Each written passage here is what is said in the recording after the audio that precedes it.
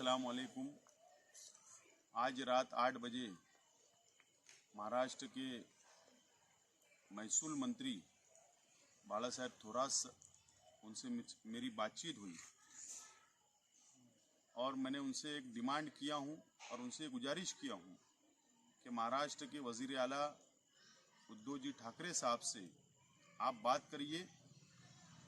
25 या 26 तारीख को यानी शनिचर या इतवार को इंशाअल्लाह ईद रहेगी और ईद की नमाज अदा करने के लिए इस लॉकडाउन में जो सोशल डिस्टेंसिंग बनाने की जो बातें चल रही है और जो परमिशन लग रहा है हमको कि नहीं मिलेगा ईदगाह के ऊपर नमाज पढ़ने के लिए, तो सबसे पहले तो मैंने ये मुतालबा किया हूँ कि ईदगाह पर ही नमाज अदा करने की इजाज़त हुकूमत महाराष्ट्र दे।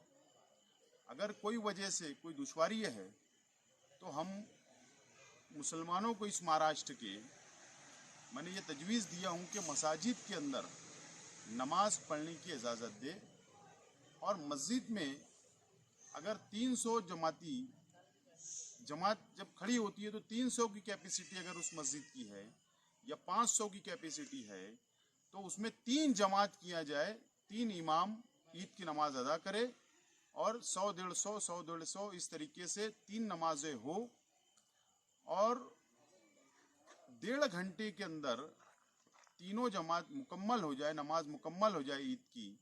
इस तरीके का गाइडलाइन हुकूमत निकाले और महाराष्ट्र के मुसलमानों को नमाज ईद अदा करने की इजाज़त दे।